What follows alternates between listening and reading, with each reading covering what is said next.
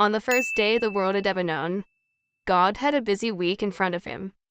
He said we would have light and darkness, and I would call the light day and the dark part night. It all happened just as he said. On the second day, God decided there should be lots of sky all around the world. He called the sky heaven. The next day he made all the land and all the seas. He said that grass and plants and fruit would grow on the land. On Thursday, God worked a bit more on the light and darkness. He put finishing touches to it and threw in lots of stars. He was very pleased with what he had done. The fifth day was very important for God. He made all the birds and all the fishes. Have lots of children, he told them. That's why there are so many birds in the sky and fishes in the sea. He had a sleep, and the next morning he said, "Today I shall make all the animals for the land, and if I have time I shall make a man, and he can be just like me." He thought that was a very good idea. By this time it was the world's seventh day, Sunday. God was very tired. He has worked hard for 6 whole days. "I shall make this my day of rest," he said, "and I shall have it all a bit lazy on Sundays." When God had rested for a while, he got down to making the most beautiful garden. He called it the Garden of Eden. It had wonderful trees and flowers. It even had lots of birds and animals in it. Whatever your favorite animal is, it was there. God put the man he had made into the garden. The man rubbed his eyes and looked all around. God said to him, "Now listen, Adam." That was the man's name. "You can eat the fruit, climb the trees, paddle in the rivers, and jump over the bushes.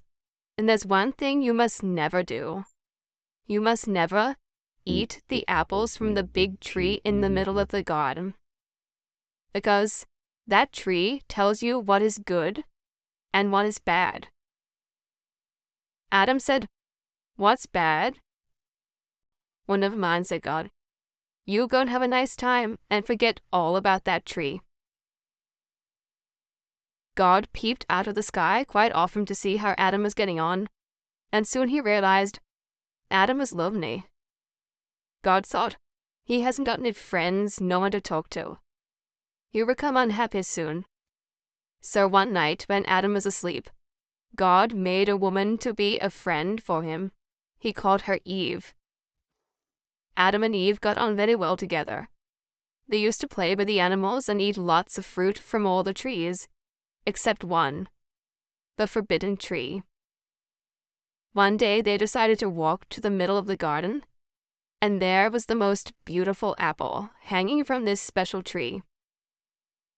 There was also a big narcissus snake in the tree, who said, "Hey, why don't you two eat that apple? It's the nicest, biggest, juiciest apple I ever saw." Adam looked worried. "We're not allowed to. God said so." "Well, don't worry about that," said the horrible snake. "Have a bite. Go on, have a bite." Adam looked at Eve, and Eve looked at Adam, and the apple looked lovely. Eve tasted the apple. "Go on, try it," she said. Adam had a bite, and at once felt ashamed because he hadn't any clothes on. It just happened that God was walking in the garden that day, and when Adam and Eve heard him coming up the path, they ran to hide. God was very angry when he found them. "You have eaten the fruit, haven't you?" he demanded. Adam said they had, but explained that the snake said it would be all right. God told the snake that he was going to be the nastiest animal in the world, and he told Adam and Eve that now they would know everything about good and bad, for what good it were to them, and he turned them out of the Garden of Eden and said they must look after themselves.